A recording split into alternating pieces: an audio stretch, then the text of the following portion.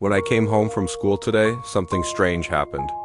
I walked in the front door and no one was home. And I thought, that's weird. I wonder where they all went. But then I realized something was off. Like the air was different, the furniture was all gone. The TV was gone. The fridge was gone. All of our stuff was just gone. And then I started to panic. Where are they? Where did they go? Are they coming back? I don't know.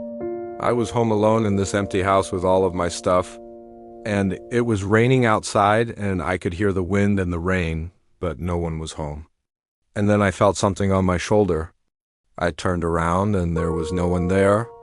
And then I heard a voice. It said, "I'm here with you now." And then I felt something wet on my cheek and I realized I was crying. What the hell? Where are my parents? I just got home from school. Why is the door unlocked? And there's no one here. I walked into my bedroom and all of my stuff was gone. My parents, they weren't home. They had taken all of their stuff and they had left me a note. It said, "We're sorry we have to do this, but we can't take care of you anymore." Then they signed it, "Love, Mom and Dad." And then I started to cry because I didn't know where they were or what they were doing. And I just felt so abandoned.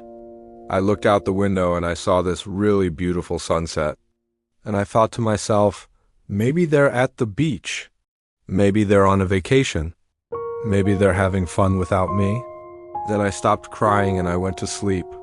And when I woke up, everything was different. All of my stuff was back.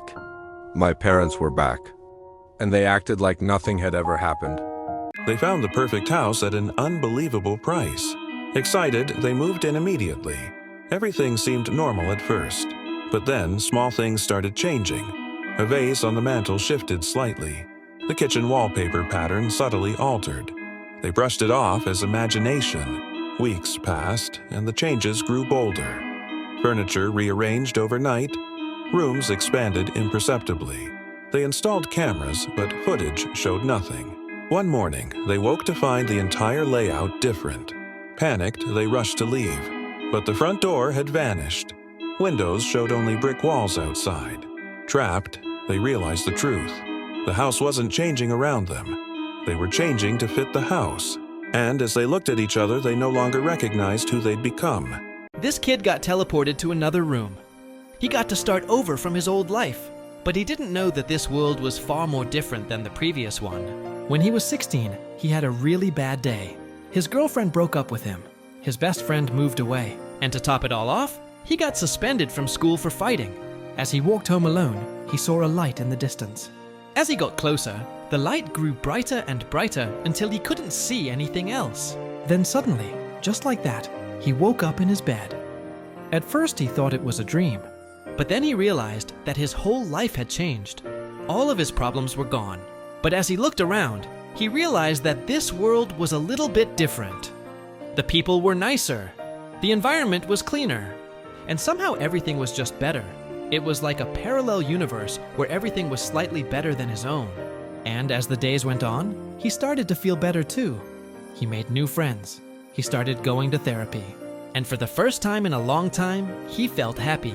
If you're struggling right now, just know that things can always be worse. At least you're not in a parallel universe where everyone's a little bit too friendly. That's the worst kind of universe. Have a great week, everyone.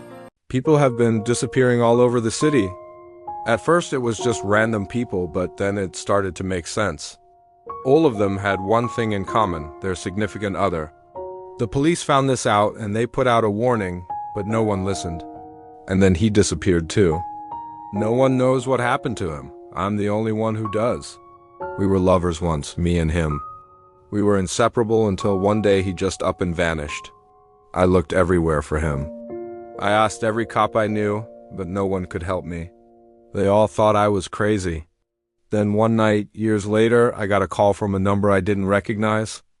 On the other end was a woman's voice asking for help.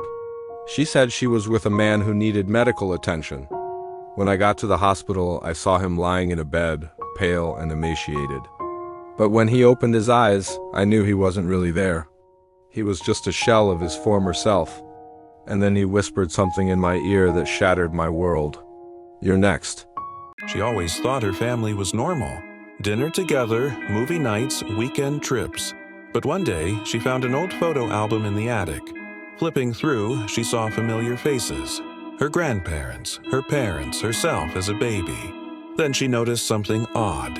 In every photo, there was a shadowy figure in the background. Always watching, never smiling. She grabbed her phone, zoomed in on the photos. The figure's face became clearer with each swipe. It was the same person in every picture. Decades apart, but unchanged. Her hands shaking, she reached the last page. A recent family selfie from last week's picnic. There, in the trees behind them, stood the figure, staring directly at the camera. With her own eyes, The man who raised me was not my father. He took me from my family when I was just a baby.